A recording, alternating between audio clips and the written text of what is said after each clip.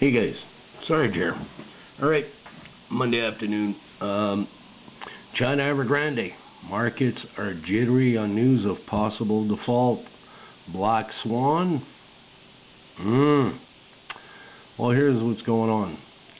Stock market news off of Yahoo Finance. Stock market news live update. Wall Street sinks amid China's Evergrande contagion fears. U.S. debt politics.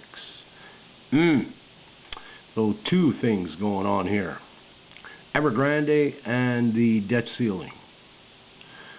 So the Dow fell more than 500 points. There's another article that talks even higher than that. S&P 70. That's one.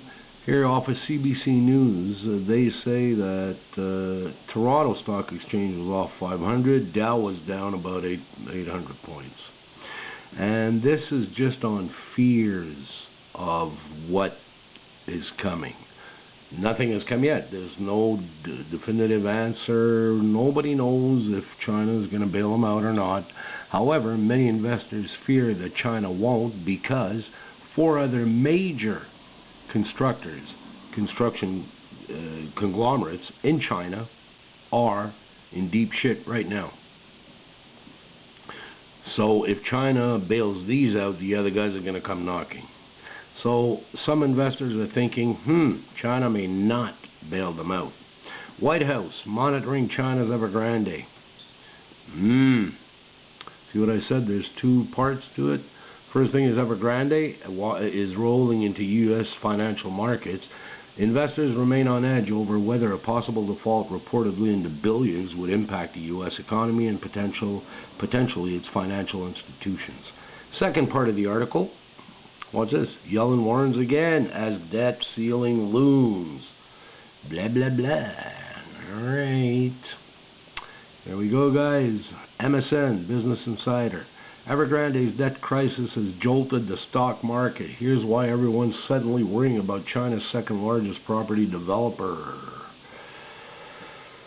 Rapid growth. Was there something fun in here or not? I don't remember. In any case, doesn't matter. Here's another article. Reuters. Business. World shares tumble as China Evergrande contagion fears spread. All this brings me to this. If you go look at the, what is it, the DXY? The dollar index. If you go look at the dollar index, the dollar is strengthening. And it is because of this principle right here.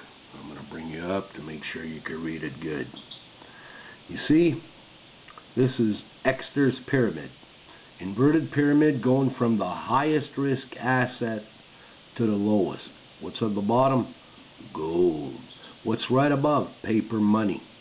Treasury bills, government bonds, listed stocks, corporate bonds, muni bonds, commodities, OTC stocks, diamonds and gemstones, real estate, and small businesses. So this is the riskiest part, and Exter's pyramid dictates that in times of volatility in the markets, investors will run to liquid assets. What is more liquid than paper and gold? Nothing. This is very liquid, but it's still yellow. That means there's still a risk of default on this. Here, this one is green. It's the only green one in it. And don't forget, Exter's pyramid was done in the 40s or 50s. Today, I would add to the tip of this, like Chris Duane says, Silver Shield. At the end of this, I would add the tip is silver, because silver is such a tiny market compared to gold, and it's going to be in such demand that with the Green New Deals all around the planet, everybody is asking electric this, electric that, electric, ooh, coal, like, you know, you're a heathen, stay away from me. Okay, cool. So that's going to require more copper, more aluminum, more silver.